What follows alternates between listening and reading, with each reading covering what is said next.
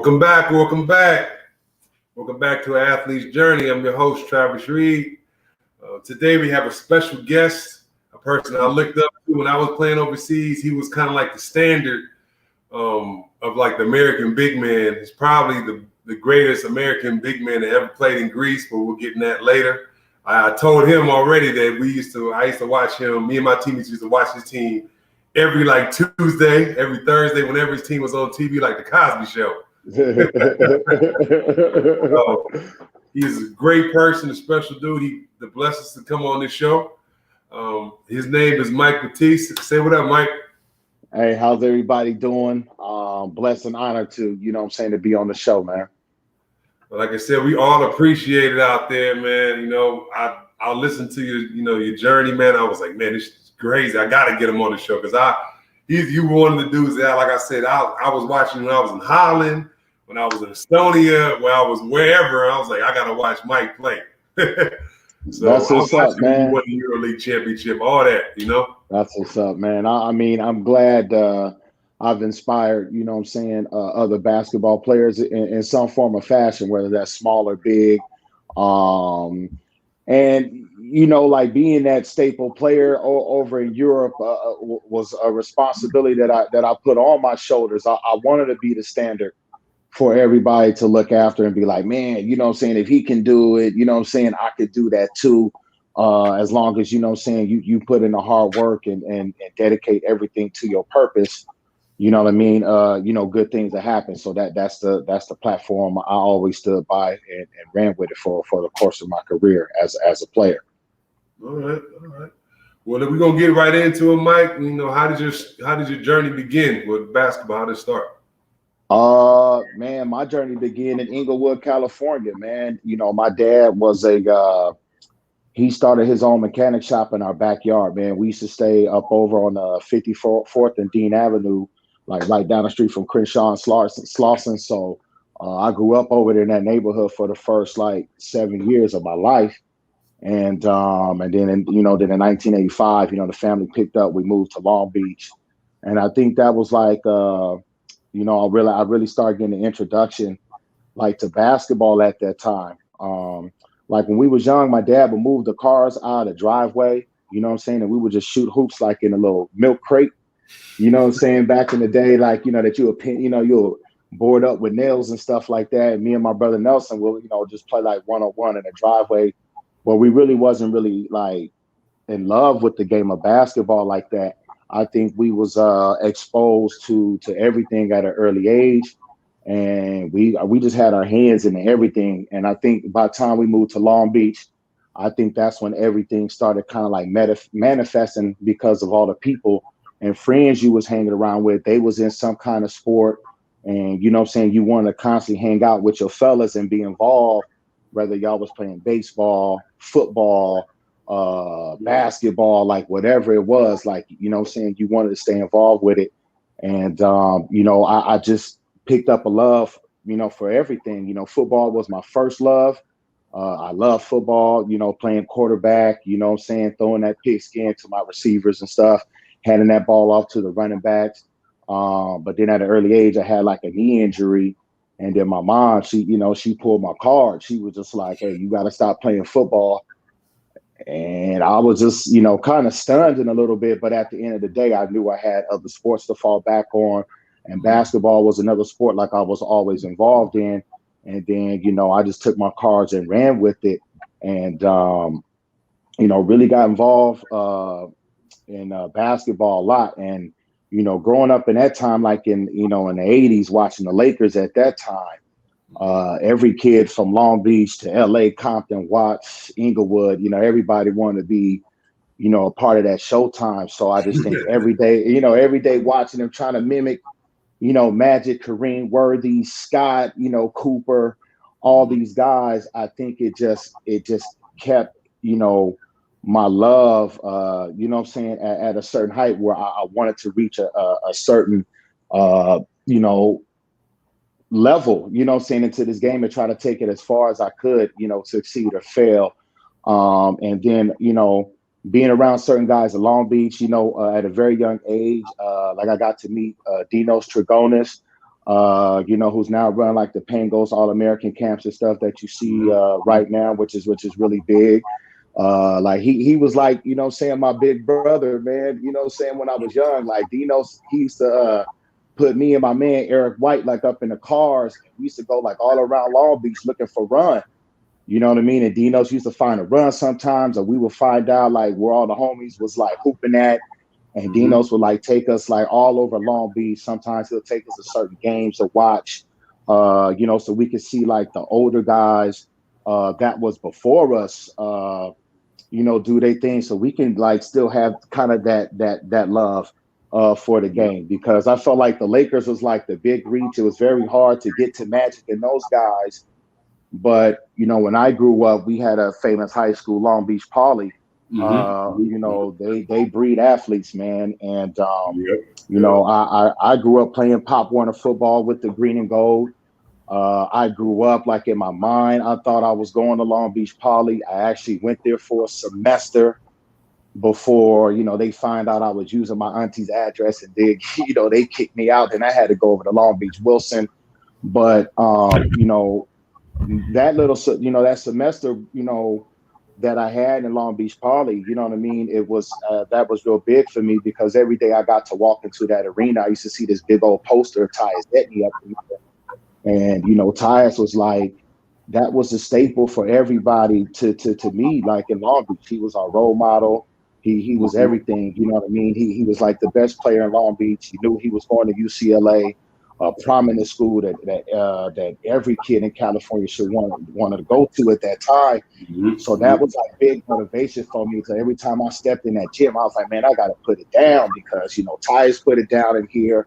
Willie McGinnis, also played high school ball, with Tyus Etney. So it was a legendary high school gym that every time you touch that floor, you got to put it down.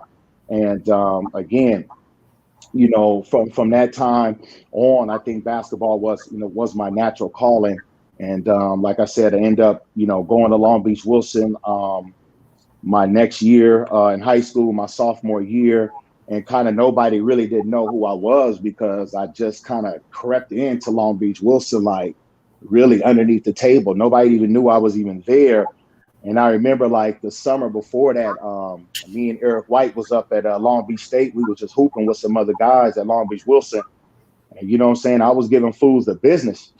And all of a sudden, and then, when we stopped playing, I remember I was in the back seat. My man, Pete Zaverkos, who's Dinos Trigonis' little brother, he driving me home. And when he dropped me off at my apartment, he was like, man, you stay right here? I was like, yeah. And I literally stayed. I'm talking about walking distance right across the street from Long Beach Wilson. I was just like, man, I just got to school. I just got to the school, a couple months ago, whatever it was, or I'm about to go to Long Beach Wilson. And then like the next day, he like ran to the head coach, who I think his name was Jim Ferguson at that time. And he ran to the coach and just basically just like told him the rundown of like who I was. And he put me up on game.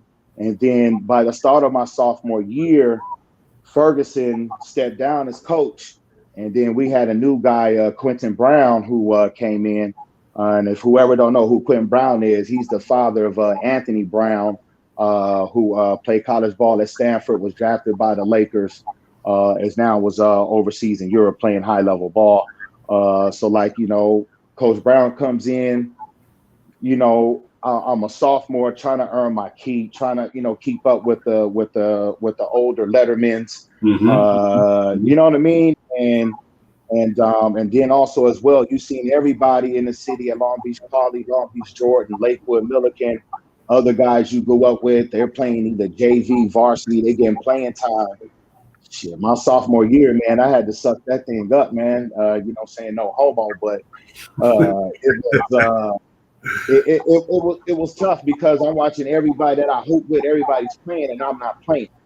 Right. But at the end of the day, while I was sitting on that bench, it was just a fuel burning inside of me. That was just like, once I get my chance, it's gonna pop off. And from that whole year, I sat and learned. I got like garbage time if we was like winning big or we was losing big. I've been in that situation before. But then that summer, after my sophomore year, leading up into my junior year at Long Beach Wilson, I hit a growth spurt, and then like my game and my skills, you can just see it. It just started taking off to another level. I still didn't know like where this game was going to take me because I still wasn't serious with the game like that. But I can see, you know what I'm saying, like my skills and athleticism and my talent, it's creeping around to where it's sparking my mind every single day to where I can, do something special in this game, man. I'll tell you, man, that's a heck of a story. I think that it's already like a journey of learning how to be humble, and like starting from like the bottom and then working your way up. Working your way up like through the ranks of high school. Because I remember I was maybe in the 8th or 9th grade or something like that. My dad used to take me to all do what he would take me to all any guys with a name in California. Right. He would take me to see them play. Like I saw even way back, I saw Jason Kidd when I was like in the 7th grade when he beat Fremont in the state championship. So I remember watching you play at Long Beach Wilson.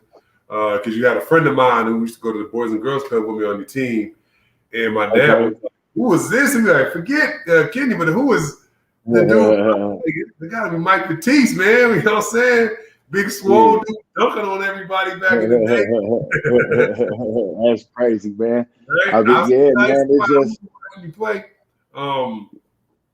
So, what would be your most memorable moment in high school? Most memorable moment. I would say making the best in the West team. Like I don't know if a lot of people still remember that. I don't know if they still have that. But to me, like making the best in the West at my time, that was a big deal. And growing up, you would see like the Jason Kidds of the world's like in this top 15 list, and you're just like, man, I want to be a part of that. And luckily, me and my man Damian Dawson from Long Beach Poly, we was able to like in the last 15 on the best in the West in that 1995 team. We had Paul Pierce, Jelani McCoy, Jason Terry. Man, you had some studs. You had a mob on that squad, and just to be a part of that, to have my name, etched with some of those guys and some other guys who took it to another level. I'm saying, proud to be a part of that.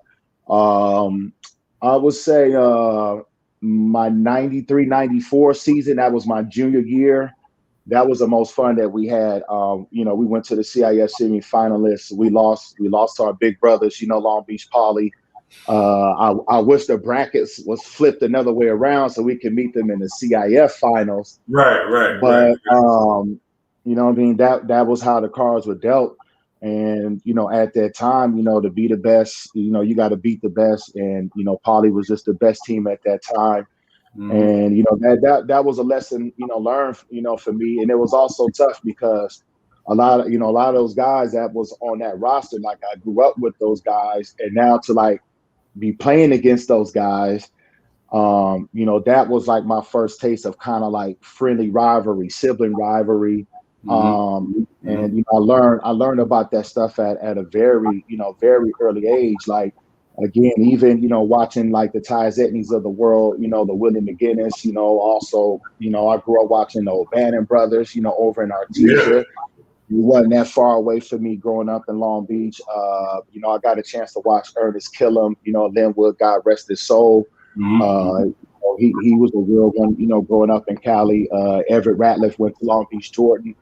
There's a lot of guys, man, like I grew up, watching, trying to take, bits and pieces like from their game, from like a local high school level, from an NBA level. And I think I found a way to put that all in my game. But that 93-94 season, man, that we had a mob that year, man. And one day I'm gonna post that team up on Instagram one day, man. Because a lot of times, especially now that I'm retired, there's a lot of times where you get that downtime, man, where you really get to think about everything, you went through this game and everything this game has took you through. You really gotta start from scratch. And there's times where I really do think about that high school team because we was young. We had a chip on our shoulder. We wanted respect. And when you growing up in that era, you watching UNLV, the Running Rebels, do their thing in college, and Mm-hmm. you know what I'm saying. Long Beach State was right up the street with Lucius Harris and those guys. Yep. You know what I mean? Like we was really trying to do our thing, and I knew that Long Beach Poly was a superior, but we wanted to make our own little name. You know what I'm saying? I think that we did that year and kind of put Long Beach Wilson up on the map. In terms of getting your respect from other teams in the city and not just Long Beach Poly. So yeah, that was great times, man. That year, and also from that year, I think that put my name out there to a lot of colleges as well. You know what I mean? When you're young, you really don't know how that stuff really works. But I remember after that year, Coach Brown called me into his office, man. He had like 50, 60 different letters from like different colleges. And he was like, man, you know what this is? And I'm just like, nah. He's just like, you can change your life right here. You change your family life. And I'm sitting here like going through like the envelopes. I'm looking at all kind of different colleges, and I'm just like, whoa, like this is like for real. Like I could really, do something like that. And that's when I really started taking the game seriously. But growing up in Long Beach, man, you got a lot of distractions. I'm pretty sure, just like it is in LA, Compton, and Watts. And I really didn't take my academics, really seriously, especially in high school, man. You know what I mean? So, I think that's like my biggest regret, man, when I was younger, not really applying myself, because I didn't graduate from high school at all, man. And that was like a big blow for me, because I signed with Long Beach State out of high school, and with all that stuff going on, I really don't want to explain all the stuff I was into. You probably can figure out, man. But I wasn't saying I was doing a lot of stuff, I wasn't supposed to be doing. But when you don't have like a lot of male influence in your life, you get a lot of distractions, man. Especially at a young age, you're more of a follower. You're naive to a lot of stuff. And I was just doing stuff I wasn't supposed to be doing. Therefore, I missed a lot of school. And you know what I mean? I just didn't walk across that stage. So I had to get it, another route. Like if you really knew my story, I really got it out the mud, man, for real. Like, again, signed with Long Beach State. Seth Greenberg is trying to like help me out, work a way where I can still get on campus somehow, Prop 48 me. But without my my high school diploma, there was no way I could do that. No way. Yeah, okay. Yeah. So like, I started going to night school to get my GED. I had like my mom going to school with me to keep me up in class. Like there was a lot of stuff that I was doing because, I felt like when I felt in love in the game, I wasn't handling my priorities on the other end. And again, like I don't think I had the right influence in my life at that time, to really like grab me by my collar and be like, hey, you can't be doing this stuff. And a lot of times when you did hear it from some people, they would go through one ear and out the other, because when you're young, you just like, man, whatever. You like you know everything, right? You know what I mean? For real. And so I'm doing hours and hours of night school. I started going to, the Long Beach City College because, that was the only route I could really go. And, at that time in City College, man, I was going through, a lot of stuff mentally. I felt I let a lot of people down by not, going to Long Beach State, or other people seeing me, take my game further. I felt like I let the city down. There was a lot of stuff, going on with me mentally. But at the end of the day, I still had the game. You know what I mean? And, I did my thing, my 1 year at Long Beach City College. I balled out, made all conference, all that. And again, once my freshman year ended, my AAU coach, I don't know if you remember him, Sam Miner, he used to have a little b-ball team over in Carson. Yeah. So I don't know how he did this, man, but he somehow got a hold of my transcripts, right? Okay. He looking at my transcripts. He's like, Mike, none of these classes that's on your transcript don't even transfer to a D1 school.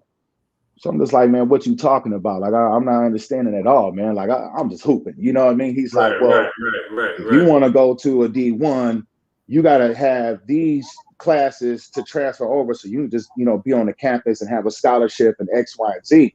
Mm-hmm. Mm-hmm. So I was just like, so he really didn't like the route I was going. So he basically was like, I'm going to take you out of Long Beach City College and you're going to roll across town in Compton City College.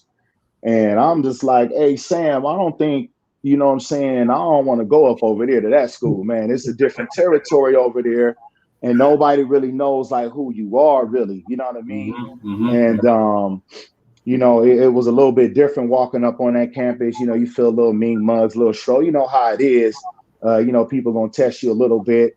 But, I was up there minding my own business, man. I was cool doing one thing. And from that semester, man, I took like 24 units in one semester.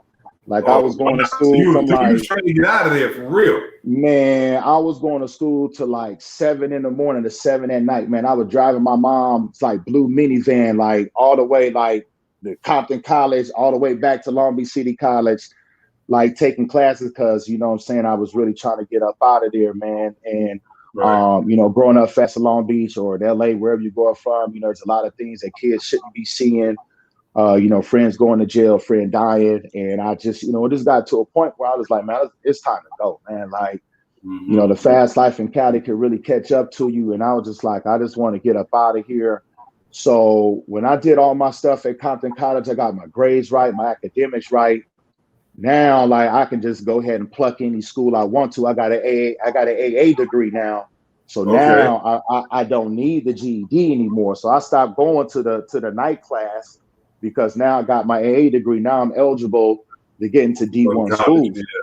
So, I was getting recruited heavily by University of Arizona and Arizona State because once Seth Greenberg went to University of South Florida, I kind of want to go to Long Beach State anymore. And, when I wanted to go to college, I wanted to stay close. I wanted to get away, but I wanted to stay close enough. And I thought that Arizona was a perfect spot for me. It's like a 45-minute flight, 5-hour drive. If I need to get to the fam or if the fam needed to get to me just in case of emergency, I can get to them. And I remember taking my visit to Arizona State. And this is when Arizona State goes to the Rose Bowl this year. I go on my visit when they beat Nebraska, when they was like, at that time, Nebraska, in that time during the 90s, you know what I'm saying? They was running the college football table and we smacked them up in Tempe. And then all the commotion, celebration, all this stuff, seeing the fans rip the goalpost down and everything. I'm like, man, this is how it gets down up over here. And I'm like, all right. So, I got my man, Roger Ferreton, Eddie House, you know what I'm saying? I got these guys over here kind of showing me like around campus. And, right from then and there, me and Eddie House, we had clicked, Roger Ferreton clicked, some other guys, had clicked. And it was just a school I wanted to go to. I felt everything that I was seeing in front of my eyes when I opened the door was different. You know what I mean? I wasn't seeing no territorial stuff. I wasn't seeing no tagging on the wall. Didn't have to worry about no color lines or nothing like that. You know how it is growing up in Cali, man. And just getting that I felt that fresh view, that fresh air, and something different is something I gravitated to. And I went ahead and signed my letter of intent, man, to go to Arizona State. George McCorn and Bill Frieder, they really did a good job, man, of just making me feel comfortable. And also, making my mom feel that I was going to be taken care of because now I'm in the next door state. When your baby leaves the house, your mom ain't got no eyes on you. She's a little worried about you, but they made her feel comfortable that, everything was going to be all right. I signed my letter of intent. And I remember I got my AA degree from Compton College, man, like the last third week of December. Right before New Year's, I signed a letter of intent, transferred. I was catching the flight. I was on my way to Arizona State, and then within 3 days, I'm playing on national TV, CBS against Stanford. You know what I mean? Like how crazy was that? And I remember I dropped like 25-7. I was so hyped to be on CBS, like I'm on national. And at that time, Stanford had like Brevin Knight and some other dudes up on that team. They had a mob. And I Mark was just, Madsen, I think. yeah, Mark Masson was on that team. Tim Young was on that team. They had a squad, man. They had Chris Weems up on that team. They had some dudes, man. And just like for me to like get off that plane and then play a game and drop 25-7 on national television, man, that was like, man, Mike, like, you belong on this stage, man. Like you arrived. And from then I just try to, even in college, man, I try to find the ways to get better. Watch the pros, try to emulate, different moves that I was watching from the guys that was at a higher level, try to put it in your game. And then, from my sophomore year, to my junior year, what I'm saying, my game just kept elevating, Yeah. you know what I mean? And when we played y'all, it was three. We didn't care about number three, y'all. Three players. It was you, Bobby Laser, Eddie House. Everybody else, whatever. We got to focus on these three. You know what I'm saying? Yeah, because we was like, I remember like the long socks, like Michael Cooper. Yeah. Like, okay. Yeah, that's where I got them from, man. Like when we get like, later deep down in the story, like in Europe, where you get the high socks from, like, man, Michael Cooper. Like I took something from every single Laker. I'm trying to tell you, man, you know what I'm saying?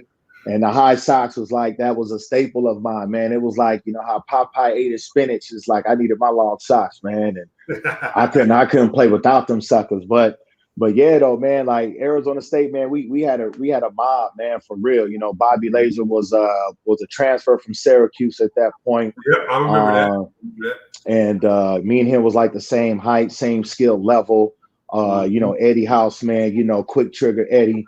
I mean, you give him just an inch of any kind of airspace. I mean, that ball is in the air. It was gone.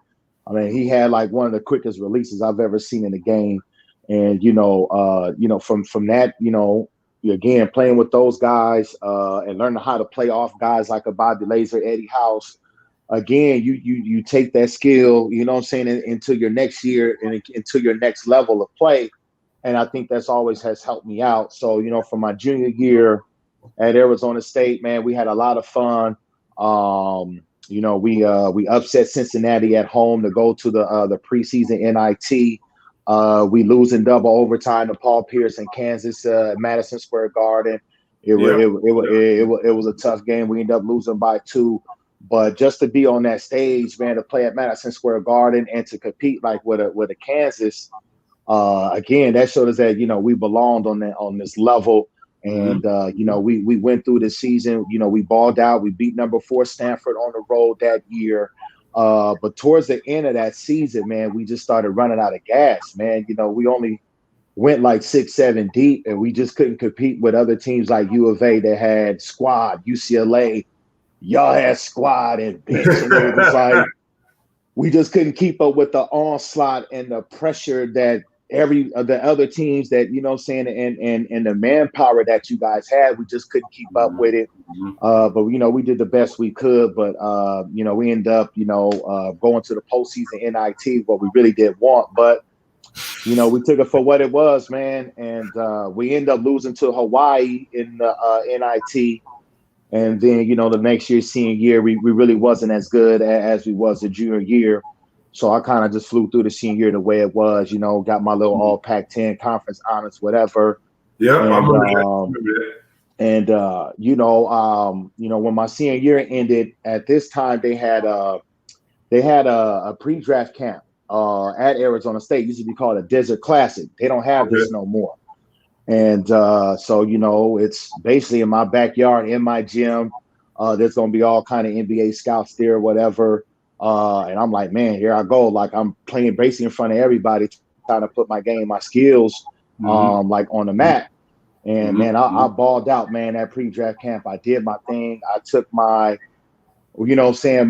talents from a second round pick. I was like, now when the Desert Class was over, I was supposed to be an early second round, late first round pick.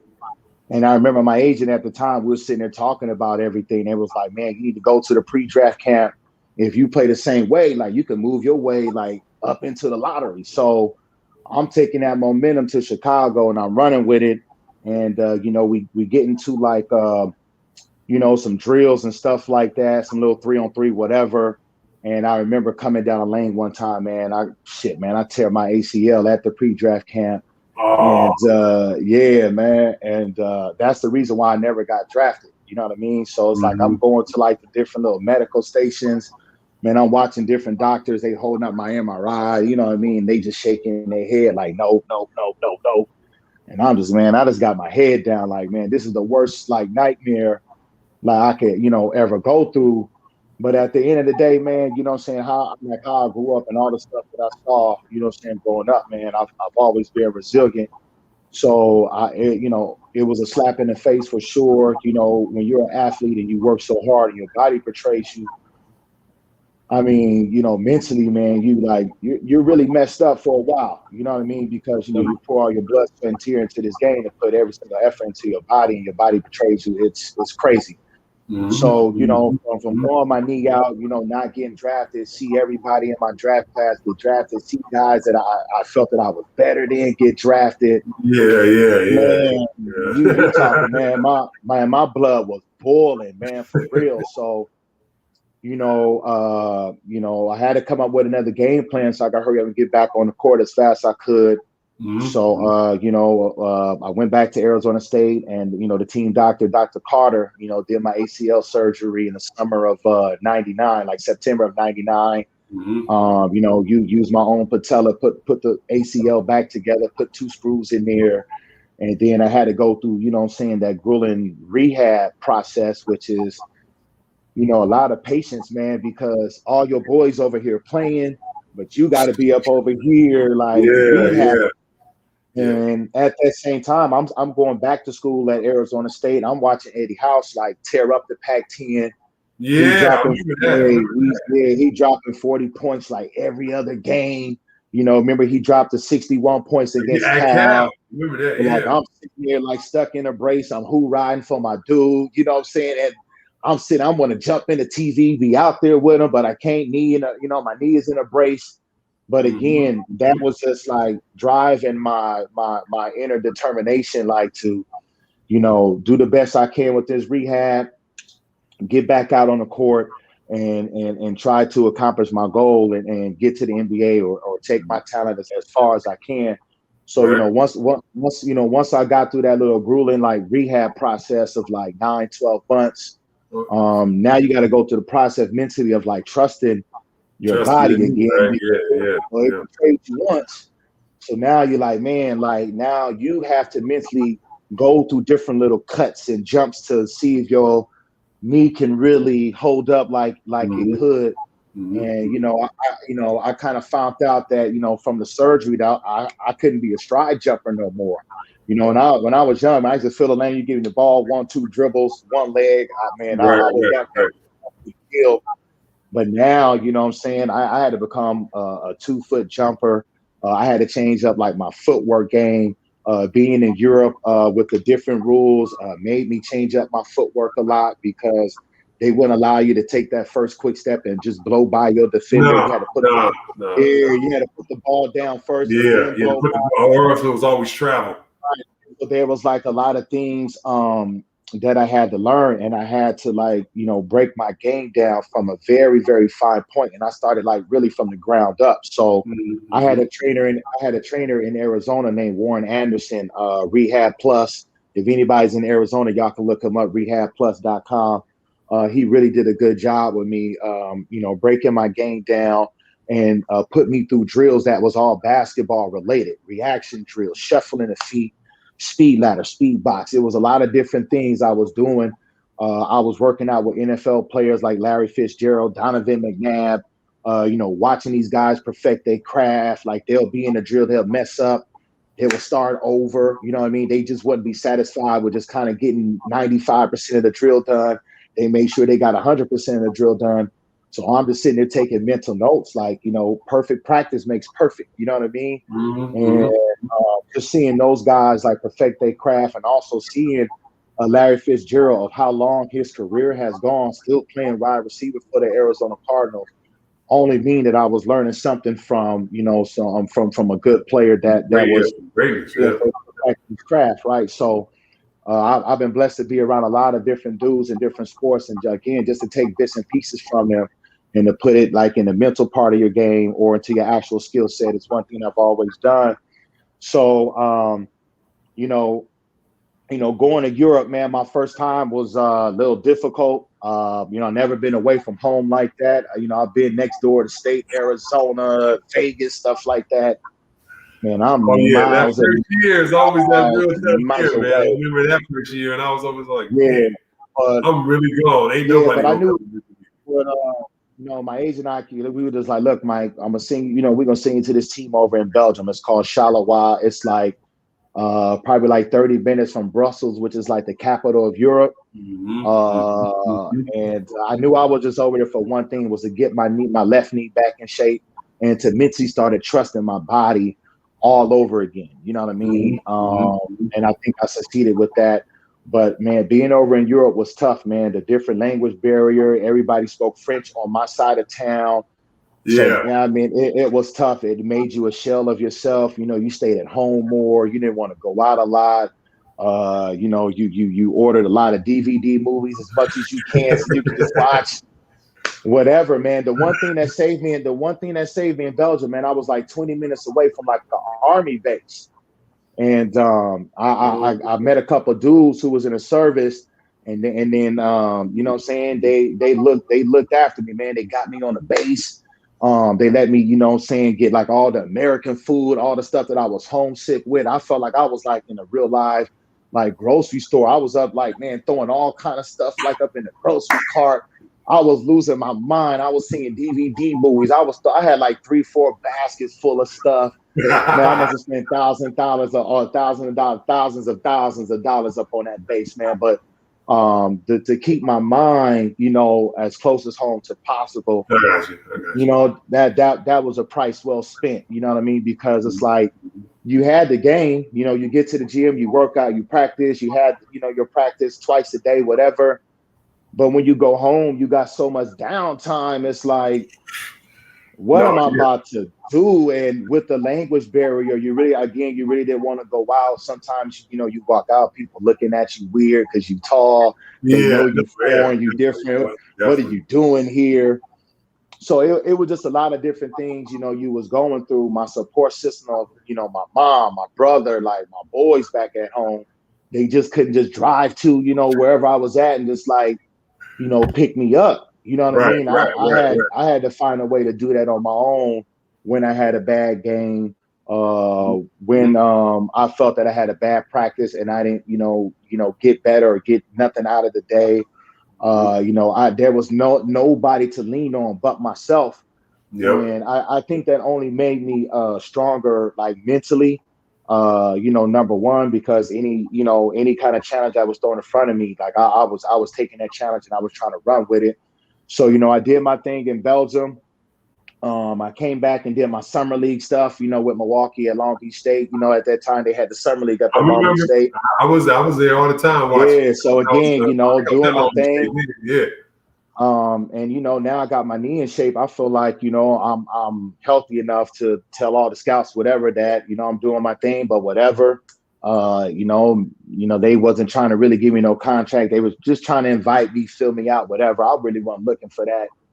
Saying I really knew what my value was. And at that time I knew I belonged. So I didn't get no contract. I went back overseas to Italy, got me some more guaranteed money. And I was over here playing in a city called Biella, man. It was like 45 minutes from Milan. And Italian language was a little bit difficult, but I did take a little bit of Spanish in high school, so like it was a little bit different, similar to certain little words, so I could understand a little bit, and I picked up stuff a little bit like from my teammates. So to get through Italy was a little bit different. And when I got in that league, the Italian league in itself was like one of the best league at that time. You had the Italian league, you had the Spanish league. I was playing against a UCLA great. Toby Bailey was in that league at that time when I was over in Italy. Manu Ginobili was playing in that league. Marco Yaric. I was playing against some good group of guys.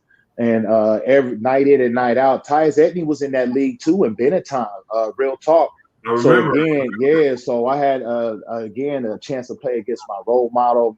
Basically my idol, somebody I looked up to in Long Beach City. So the competition in Italy was great, man. So again, it was like another platform for me to like put my skills and my talent on the map. My first few months in Viella was a little bit tough. Just trying to find my way on, what my role is with the team. We got 5, 6 different Americans. The ball is in their hands a little bit more. I'm trying to find my way on how to be productive, but I just didn't get off to the start as I expected. I remember the first 2 months was rough. And I remember I went home, I think for Thanksgiving. And man, when you overseas, man, and you get that little break, you get to go home and see your people and get to recharge, and you get that support and love. Like, hey, Mike, like my mom and them, thank you for sacrificing, your time to, to go overseas and make money to provide, what I'm saying, for all of us. I think that's all that I wanted. That's all I wanted to hear. All I wanted was a physical hug from them. Man, I got back on the plane, man. By December, man, I attacked that last like 6, 7 months in Italy, man. I was hooping. I did my thing. And, I took that league and ran with it and got something out of it. So, I came back home again for the summer league. And, this time again, I get an invite to play with the, with the Clippers, in summer league. You know what I mean? So from that, I get to do my thing with the Clippers. I know it ain't the Lakers, but I'm like, somebody got to put me on, and I'm doing my thing with the Clippers. And from that, I also got a vet camp invite. To the Clippers. So I was just like, man, I'm sitting there licking my chops. I'm like, that's all I need. And so I remember going into training camp. We go up to Palm Springs for like 2 weeks. We're doing our thing. And the Clippers had like Ola Candy, Elton Brand, Quentin Richardson, Lamar Odom. They had those guys on the team. Oh yeah. You know what I mean? And yeah, and those guys, man, they was hurt. Whatever rehab, whatever injury they was going through, a lot of those guys was down. So I remember Alvin Gentry coming to me and a dude named James Head from Eastern Michigan. He was like, I'm telling y'all right now, y'all about to get a lot of playing time through vet camp. And I want y'all to treat this just like a summer league. And I'm sitting here like, shit, okay. Like, you know what I mean? And I remember him telling this, like we was in Bakersfield about to play, like the day before we about to play the Lakers up in Bakersfield, like our first preseason game. And he was just like, man, y'all go in there, play, turn the ball over. Don't worry about it. You open, shoot the ball, whatever. And I'm like, heck yeah. You know what I'm saying? That's all I need. You know what I mean? And I think, you know what I'm saying, that feel, that flow that I played with, that Alvin Gentry told me to play with, that's everything that I learned from when I was young, growing up in the city, playing high school, coming back from college. I don't know if you remember the Say No Classic in the summer. Oh man, come on! Oh man, you know what I mean? Like all the homies from like from their respective school, they was from Cali. They used to come back. We used to all hoop in the summer. I just like all those different memories, everything I used to have, set me up for this moment. You know what I mean? So I remember, we're playing against the Lakers, man, and I'm doing my thing first game, on K-Cal, doing my thing, man. And I end up hitting the game winner against the Lakers in that preseason game.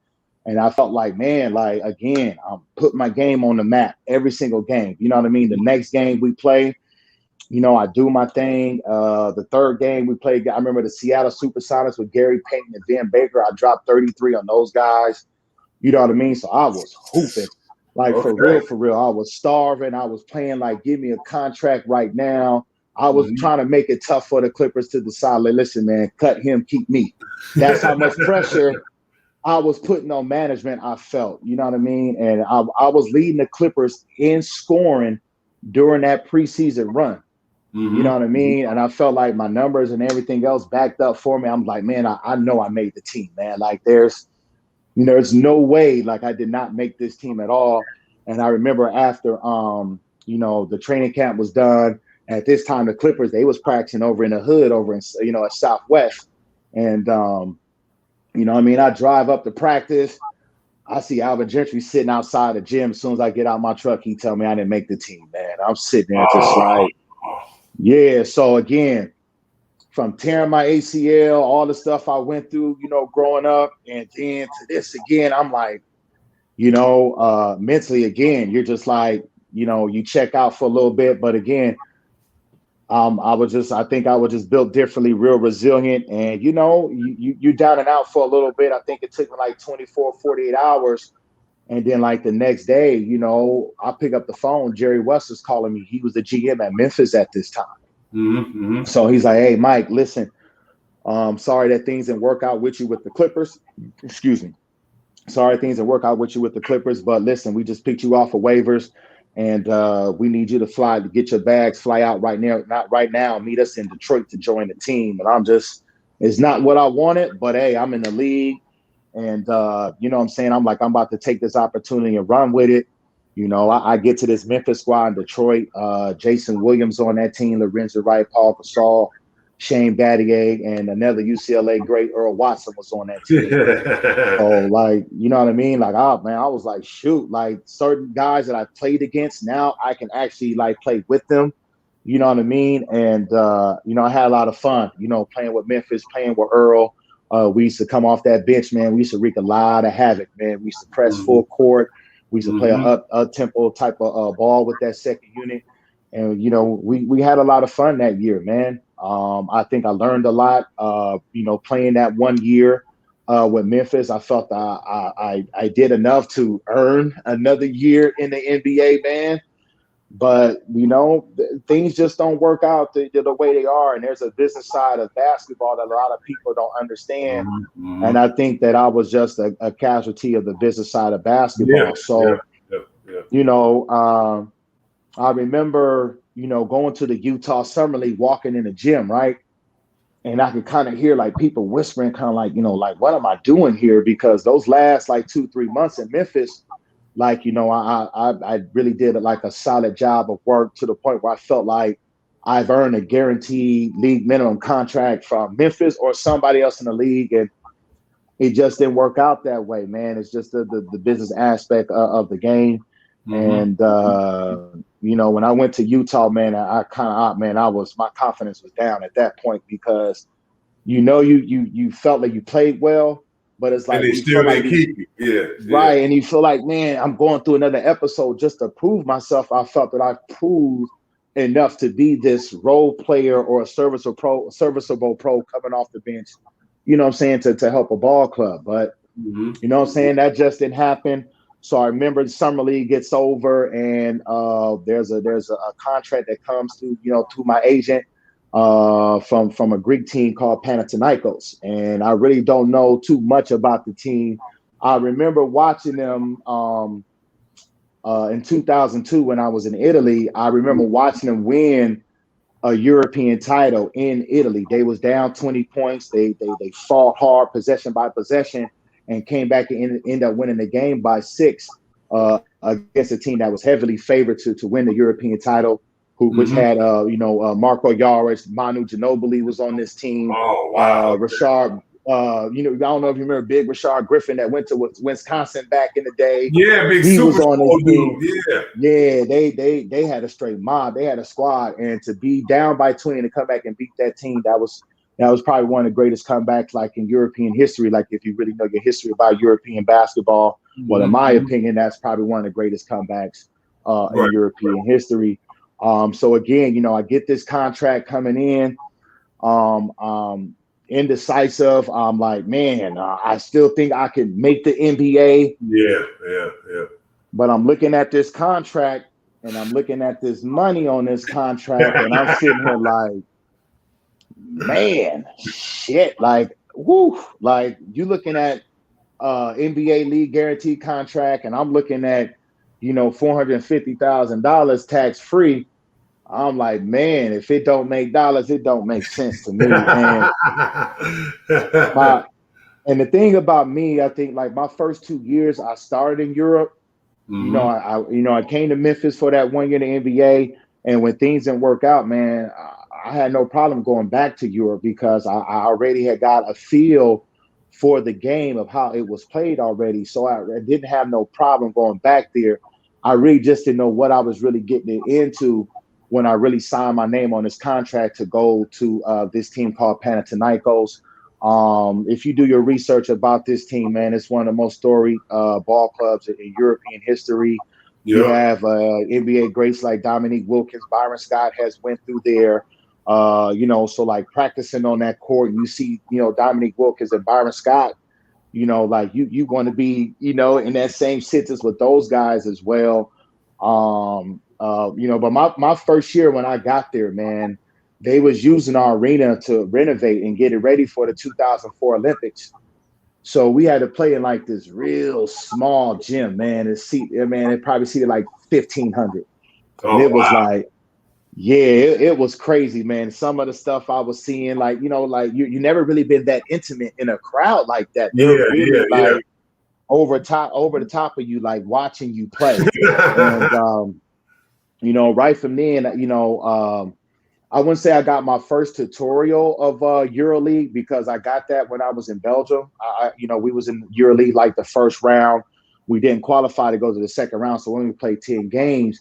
But I knew the EuroLeague level was like a big thing, and even at that time, to me, it was still the second greatest league to the NBA at that time. Right. So like coming from the NBA to Europe, it was a learning curve that I had to go through. You know what I mean? A lot of ball movement, body movement, a lot of screening, a lot of cutting. Sharing the ball was a premium over there in Europe. So these were things that I had to get accustomed to because coming from the NBA at that time, you do a lot of ISO ball. You had a lot of freedom to do a lot of different things. So in Europe, getting to this team with Panathinaikos, I had a Serbian coach named Željko Obradović. If you do the research on him, he's like the Phil Jackson, Greg Popovich over in Europe. This man has coached some of the greats of, Vlade Divac, Drazen Petrovic. I mean, he's done it. He's done it all. You know what I mean? And his resume speaks for itself.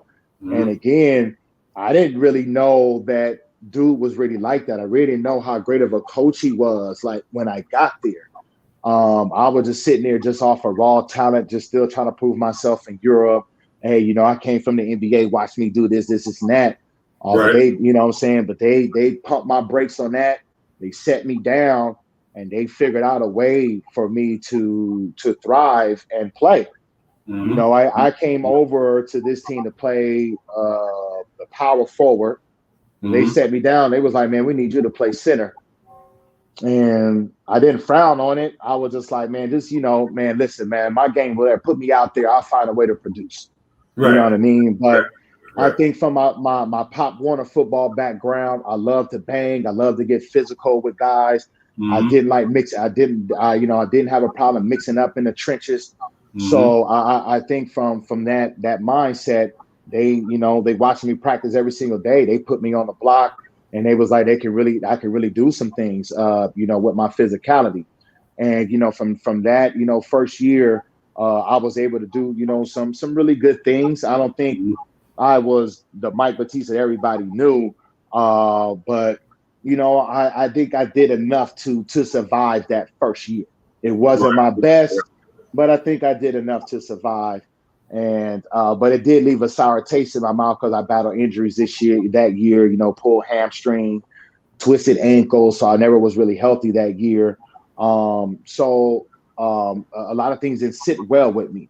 And even though I was leaving, that team after that 1 year deal, going into that summer, I was looking for an NBA team, you know what I mean? And I was going through talks with like 3-4 teams that summer.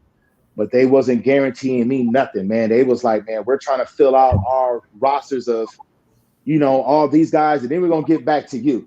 And I'm just like, man, I ain't got that much time to be sitting around here waiting or like twiddling my thumbs. Like either we going to make a deal and let's go, or I'm going back across the water. Yeah, it makes sense. Plain and simple. So, I'm talking about to the tail end of the summer. And at this point, when I left Panathinaikos my first year, I think they knew in their mind I wasn't coming back, man. I just felt like, my experience there was iffy. I didn't really have a good year there. and I just don't think that people really really fooled my game at that. They didn't really see the full talent that I could bring to the table because again, it was a major learning curve for me, and being not being healthy through that year really played a major role for me that first year. So I was like, man, forget that, man. Okay, I did another year in Europe. I'm coming back home to the NBA. Let me try and see, what my agent can work out, what we can do. Right. And again, man, business side of basketball, man, Yeah, doesn't work out again.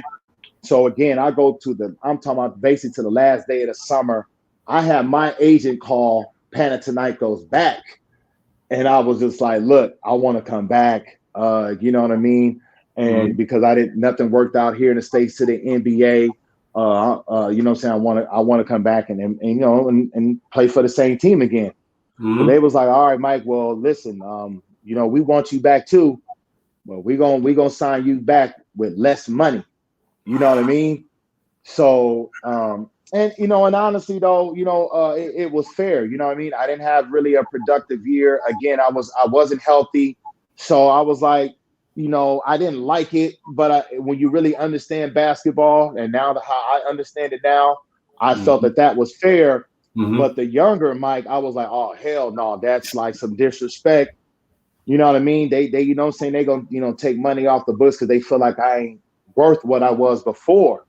Right. Man, that second year, man, I played with the biggest chip on my shoulder, man. You know what I mean? That second year, I felt as when I really took my game from whatever you saw the first time in Europe, and it just shot through the roof. In that time, the pick and roll game was getting better in Europe. Me and a guy named Demetrius Dematidis, really, steamrolled through Europe with the pick and roll game. If you do your research on this guy here, man, he's like one of the greatest European players of all time. He was on that 2016 that beat the USA team with LeBron and D Wade and those guys. Okay. And he was on the Greek team. Yeah. I had like four or five of those players, that was on that team that beat the USA team. They was on my squad, so I had some killers with me, man. No, and, I remember I watched y'all in the Euro League and like going through it, going all the way to right. And and I knew watching those guys beat the USA team, my country, you know what I mean, beat LeBron, D Wade, and that team had a squad. I was just like, man, I gotta come with it. You know what I mean? These guys are coming off a European title in 2005, the summer before.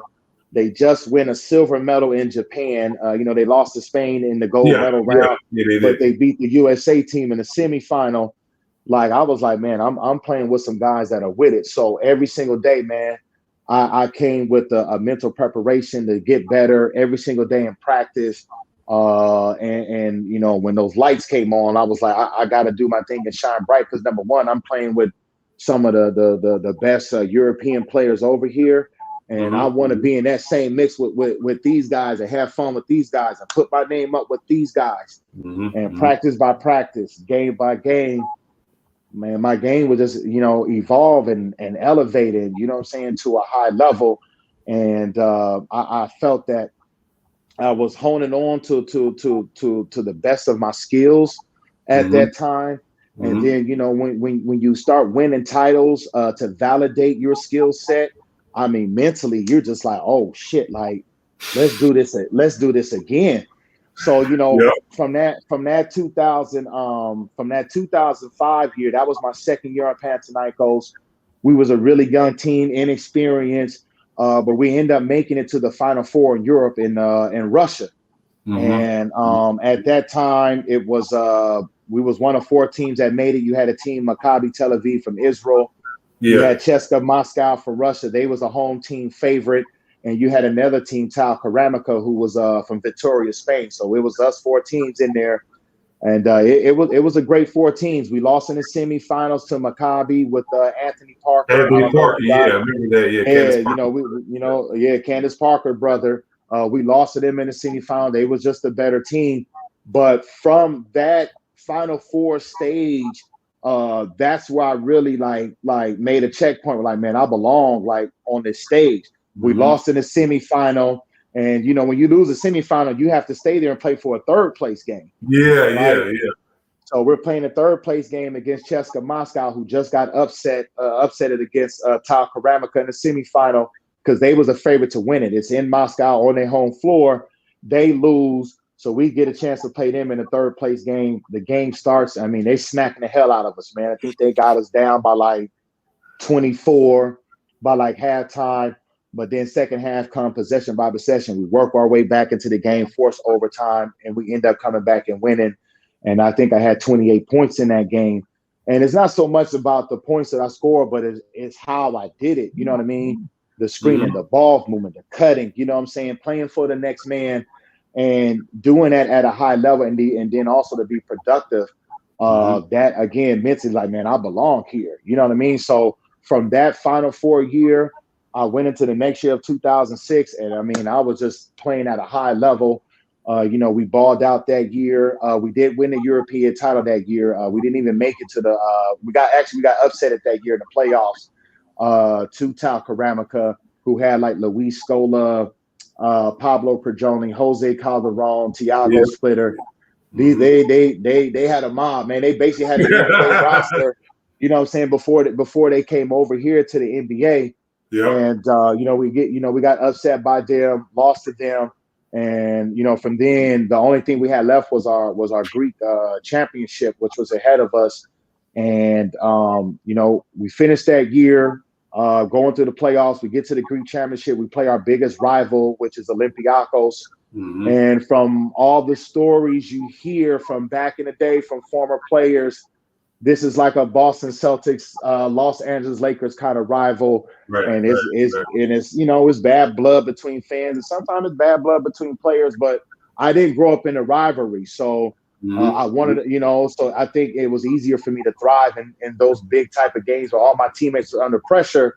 I was able to thrive because I wasn't born into this rivalry. I grew up into it, but I wasn't born into it, and so I was able to play. With way more freedom and be out there and just play my game. But that 2006 year, we go, to the Greek championship. And again, it's another test for me because on Olympiacos, they got the great Tyus Etney up over there on that team. And again, to line it up against, your role model, your idol. I know he's with my rival team, but, people got to understand, like Tyus, was a big deal for me growing up, and people will probably be in awe. Everybody in Greece will probably be in awe of this because he played for the rival team. But if there was no Tyus Etney, I'm pretty sure there would be no Mike Batiste at all, because just for me walking into that gym and seeing his picture with the UCLA jersey gave kids like me in Long Beach that mindset that it's possible to play D1. It's possible to play NBA or high-level ball, and Tyus gave us that platform, you know what I mean? So I'm very grateful and thankful for him. But to line it up against him again, man, and to actually beat him, that was like that was a proven point for me, man. Again, that's your idol, your role model. You line it up against him, you beat him. He hugs you, he tells you congratulations, you played well, and like just hearing that from him, at the end of the game when we just swept them, you're taking that advice, and again, you go into the summer in it, and you you're running with it, you're working out, you're getting your body right. And I remember, coming into that season of that 2007 year when our team first met back up in the summer of 2006. Again. My team just came off a silver. Some of my teammates just came off a silver medal in Japan with their national team. The very first day of practice, man, my coach called out 2 plays. We already knew the space and the timing, where the screen, where the ball go, first, second, third, fourth option. And I remember from the first day, I'm just like, man, we already this year. I'm just like, man, if we already doing this on the very first day of practice, man, I hate to see what we look like 2-3 months into the season. Man, from that momentum my Greek teammates started with, I came, probably in the best shape that I could. And like the momentum, we just ran off with it. I think we won like our first 18, 19 games in a row. We was just steamrolling through the competition. And like from our Greek league to the Euro League competition, we were just playing high level ball at its finest. We get out the first round of Euro League, we get to the second round, which is the top 16. We get out of that stage, we get into a 5-game series, a playoff. Actually, it's a 3-game series at this point. We get into a 3-game series against another team in Russia called Dynamo Moscow, which was another team in Russia. We played them in the best of 3 series. We sweep them 2-0, and we advance to the Final Four, which is in our backyard in Athens, like on our home floor. Ooh. Yeah, so it's just like I remember that, bro. I tell you, I was watching. Yeah, so like there's just like in the back of my mind, ain't no way. I don't care who we lining up against. Ain't no way we losing in our backyard on our home floor that we practice on night in and night out. It's just not gonna happen. And I flew my mom over there. My wife is there. My sister, my brother-in-law, have some of my boys up over there. And so I'm just like, with them in the crowd, with this stage, I'm just like, it's set for me to help my team, get over that hump. And at that time in 2007, there was like a 5-year drop for my team of not taking a EuroLeague title. So, we took care of business, man, and we won our first European title in 5 years. That was my first EuroLeague title that I won. It was a great feeling, man, to accomplish something at a high level. It's an unbelievable feeling, what I mean? From NBA level, EuroLeague, whatever level you in, high school, college. If you're holding that trophy at the end of the day, that is a great accomplishment to practice night in and night out, to go through adversity, the roller coaster season, however, basketball throws that monkey wrench at you, and how you navigate through that. It is a hell of an accomplishment. And when you're holding that trophy at the end, it's the greatest exhale, you can ever have. So my first taste of success, man, I get my first European title. And man, next year I'm like, man, let's try to do it again. I mean, we're the defending champions, right? So now we got to defend it. So let's line it back up. And so now, we the hunted now. Before we was the hunters, we was trying to, put our name on the map, put our team back to where it belonged and to the forefront of European supremacy. So now we won our first European title. Now we got everybody coming after us in Europe. We got everybody in Greece coming after us. And it was just a great feeling, man, to have to know that team was really trying to knock you off every single night. And you had to come with your best performance every single night. That 2018 was a really, it was a good year, but wasn't the year we expected. We got knocked out of the top 16, so we didn't even make it to the playoffs. I pulled my calf muscle. We had some other injuries, a couple back injuries to a couple other key players that we had. So it set us back. We did make the playoffs, and we didn't even defend our title. You know what I mean? So that left a sour taste in my mouth. I'm pretty sure it left a sour taste in, my other teammates' mind to come back and repeat the process over again. So that next year, that 2008-09 season, we come back with a better vengeance, man. And some people say this is probably the greatest European basketball team ever assembled.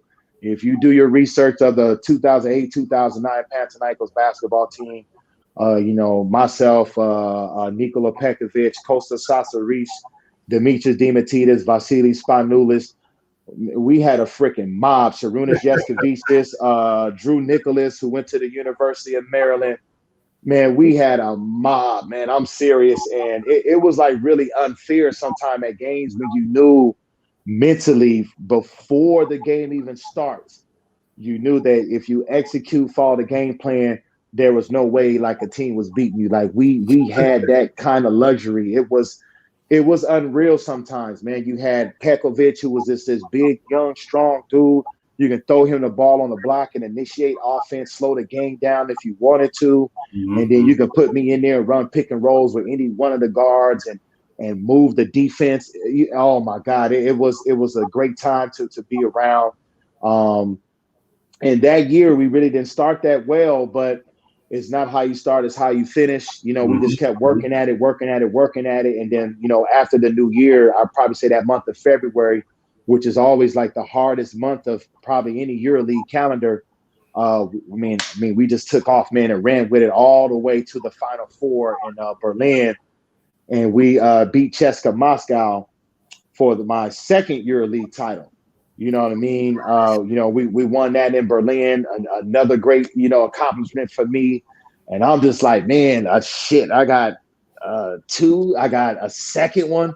Like, again, like, what more can you do? It's like you want to go for another one. So again, we come into the next year, we got to defend our crown. And just like after we won the 07 year and got eliminated in the top 16 to 08 year, we do the same exact situation in the 2010 season. We don't get a chance to defend our title. We don't make the playoffs. And again, it leaves a bad precedent in your mind and in your soul, like for the summer. And if people really understood, like Panathinaikos, like the pressure that you have to play with night in and night out for this ball club to win, like losing is not, people don't take losing very comfortably up over there, especially like when you're one of the top like European ball clubs. Yeah. And if you're not like losing in the final or losing like at the buzzer, anything else, it's not acceptable. So like I knew that, my teammates knew that. And, we knew like the next year, the 2010, 2011 season, you know what I'm saying, we had to come with it. And, we did that, man. We worked our butt off again at the beginning of the year with a great training camp, worked our way through the adversity through that year, found ourselves back into the thick of things, into the EuroLeague playoffs. We beat Barcelona. They had like Ricky Rubio, Juan Carlos Navarro on that team. They had some other standouts guys up on that squad. We beat them 3-1. We advanced to another Final Four. This is my third one in 5 years. And I had already won 2 and knew what it took to win 2. So I was just like, I already know what it takes to win a third one. So, we play the European Championship on the same basketball floor as the 1992 Dream Team when they had the Olympics over there in Barcelona, Spain, in that same arena. Like, me, like, kind of knowing like the history you up against, it's like, man, Magic, Michael, Larry, Patrick Ewing, Scott, all these guys touched this arena in some form or fashion. And I'm just like, I felt like I was playing underneath the basketball gods that night, man. And we get through the semifinals. We beat a team from Siena, Italy. We advance to the EuroLeague final. We play Maccabi Tel Aviv. I think we win by 7. And, I captured my third EuroLeague title in 5 years, man. And that's crazy, man. That's unbelievable, bro. Yeah, man. It was a hell of a ride. That was my last European title because 2012, we get back to the Final Four, but we lose in a semifinal. And then, 13, I leave Panathinaikos for a year. I go to Istanbul and play for, a team called Fenerbahce in Istanbul. Things really didn't work out there as I planned. Again, I battled injuries that year, and it's tough, man. When you battle injuries and try to be this effective player that everybody knows, and it just didn't work out. And I left that year. I went back to Panathinaikos basically for my last year. And once I got done with that year, your body is basically in shambles at this point. My knees is hurting, back is hurting at this point. It's just like, I have nothing else to prove to anybody no more. In the European basketball game, I've won every team title. I've won individual accolades up over there. I have nothing else to prove. So, is that when you knew it was time to kind of, retire? Well, I was having thoughts at that point. Your mind is telling you, yeah, okay, Mike, let's play it one more year. Your body's telling you, like, man, listen, man, you done rocked it till the wheels fell off. I think it's time. And I remember, like, at this time, I had a startup in the Bay Area because my wife, she's from the Bay. So we were staying up in Walnut Creek, and my daughter was just born. She was like, man, probably like 2 weeks old. I'm holding her in the backyard, and I was just like, man, it's over, man. Like, I'm sitting here, like, it's time to enjoy family. You know what I'm saying? At this point, like, my son was born at this time, but I missed his birth, and missed a lot of special moments with him. You So missed a lot. You missed a lot. yeah, so like Too. so I kind of wanted to make that time up with her. Mm-hmm. And 2 weeks go by, I make my choice to basically retire, and I was just like, I need to figure out what I need to do. Like, I wanted to stay around the game. I just didn't know what level. I know it's gonna be high school. Was it gonna be college? Was I gonna train guys in the summer? I had no manual on what to do. And I get a call from my agent. He tells me that Dave Griffin just gave him a call, and he was just like, listen, he has a spot for you for their team in Canton, Ohio. He wants you to come down here, and work with the guys and see if you would like to get into this coaching thing.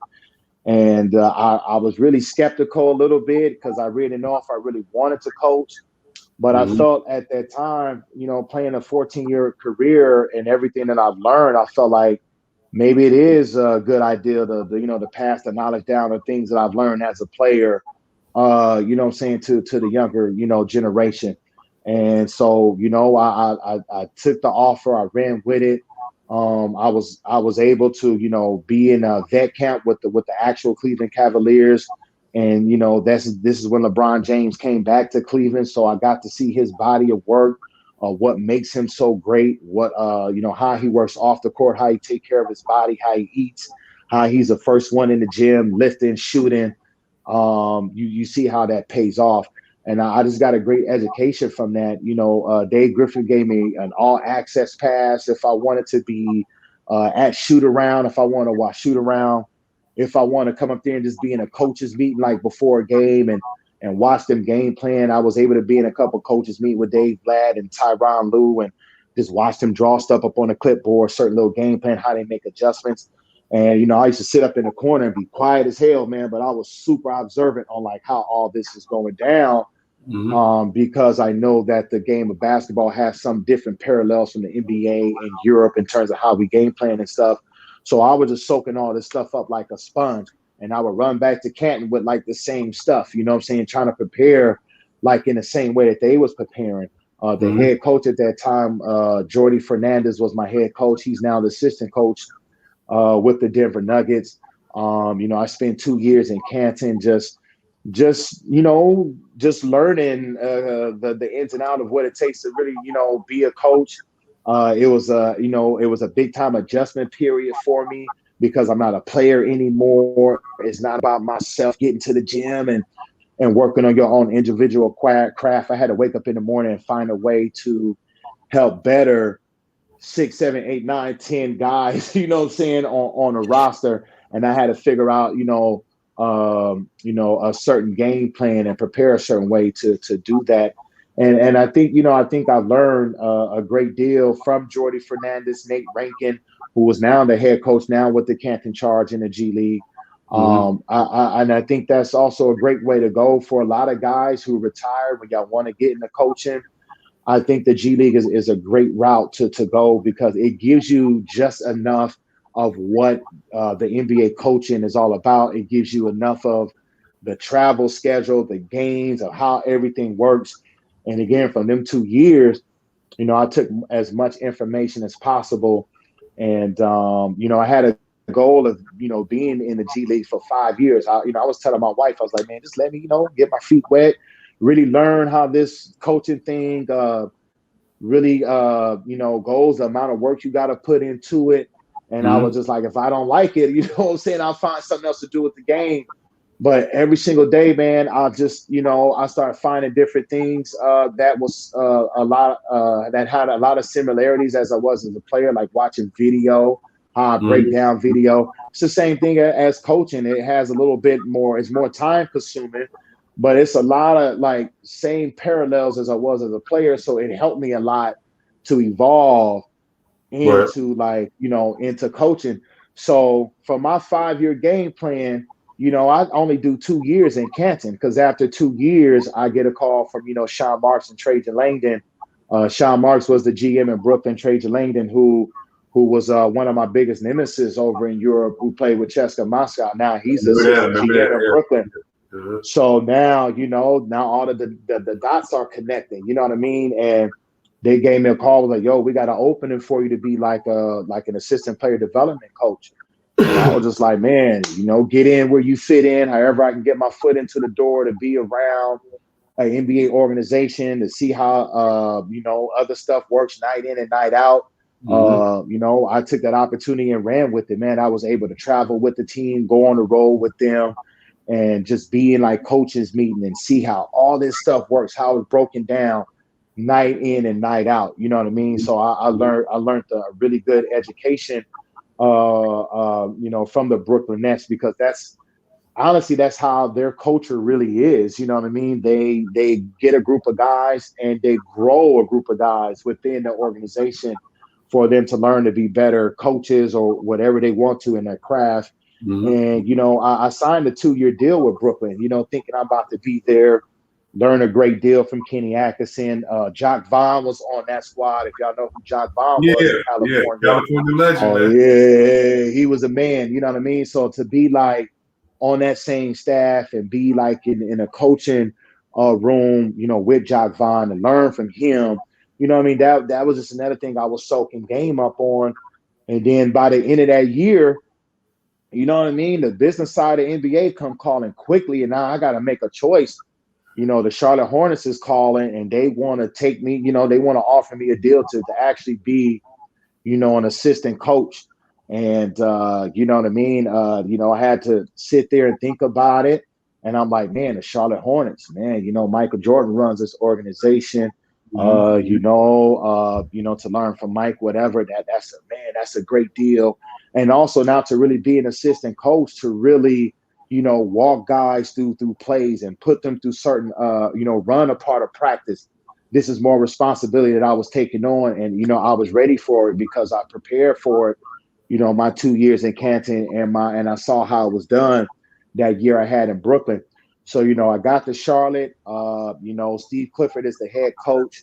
I had Pat Delaney, Steve Hetzel, Steven Silas was on the staff as well. And again, man, I was just sitting there soaking up game, man, learning, different schemes, different coverages, from these different type of coaches, because they all coach in different places, have different things that they throw on the table. Steve Clifford comes from the Jeff Van Gundy background. So defense is like a main philosophy of him. So like to learn different things, schemes, coverages, how to play the high ball screen pick and roll, how to defend the side ball screen pick and roll, when to blitz Luka Doncic in a pick and roll, when to blitz, Trae Young. I was learning all kind of stuff, man, at a rapid pace. And I think, the way I'm going right now, I'm keeping my foot up on the gas pedal. And, I do that 1 year in Charlotte. Things kind of really don't work out. We had Kemba Walker, Dwight Howard, Nicholas Batum. We had Marvin Williams on that squad. Michael Kidd-Gilchrist. Really had a good time with those group of guys. But again, the business side of basketball always kicks in at some point in some form of fashion. And I jumped on that coaching staff basically on the last hurrah of their contract. Mike Jordan got rid of our GM Rich Scholl. They hired in Mitch Kupchak, and when they hire a new GM, you're the casualty of war. They kind of want to get rid of the old staff, bring a new staff in, and that's what they did. So we all get let go in Charlotte. I really don't know what's really going on through the summer when you get let go. I had another year on my deal, so I was like, well, worst come to worst, just find something to do with the game and still get paid, whatever. But, Steve Clifford gets hired by the Orlando Magic, man, 6 weeks after, we all get let go. And he gives me a call. He was like, man, if you want to come join me in Orlando, you're more than welcome to come down. I was just like, let's go. You know what I mean? So, join the coaching staff, came down here in Orlando, man. And for 3 years, man, I've been learning a great deal of what it takes to be a coach, night in and night out, and how to put these guys in the right position, to thrive, night in and night out. And, what I've learned from my first year until now, man, it's unbelievable.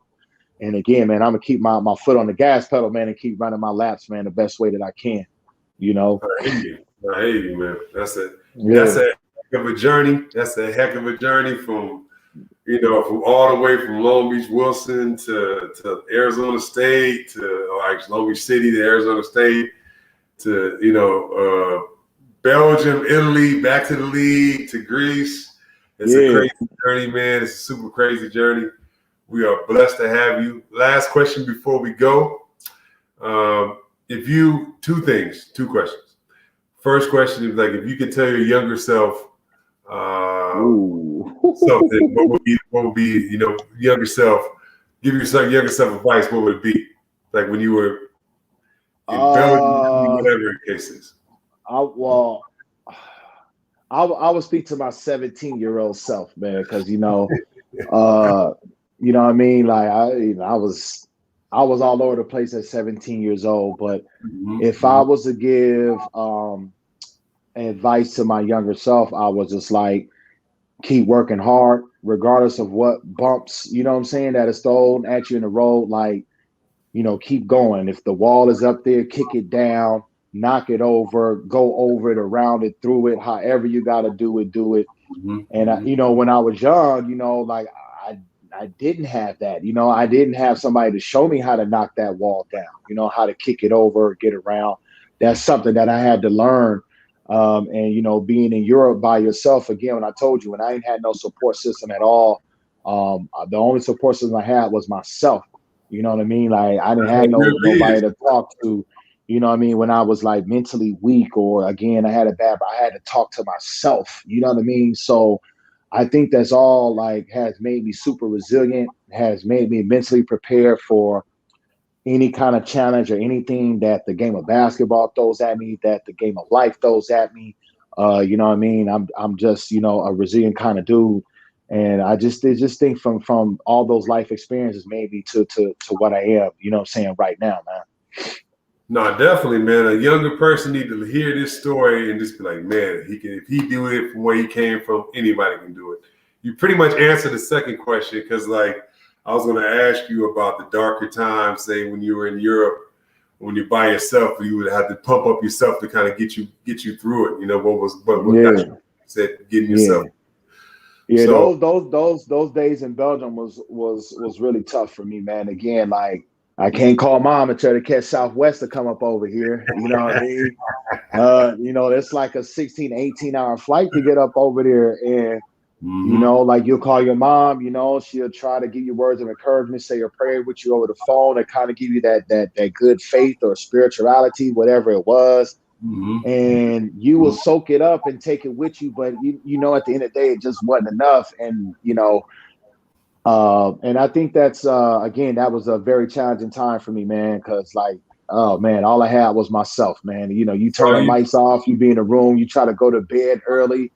But, that stat line you just had in your head of not really playing well was running through your mind, or, not having a productive practice on a certain day is kind of running through your mind, you know what I mean? Or a certain play you felt like you messed up, like certain things running through my mind.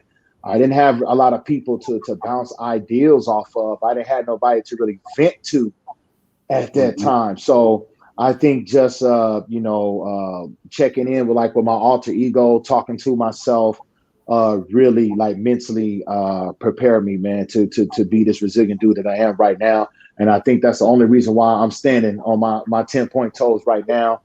And I'm going to keep it going, man, again, as far as I can. I don't know what's going to happen here in Orlando. I don't know if like my coach had they parted ways. So right now, everything is like kind of murky right now. I don't know if I'm going to be back here or not. But I do got a lot of things in the works, just in case things don't work out here.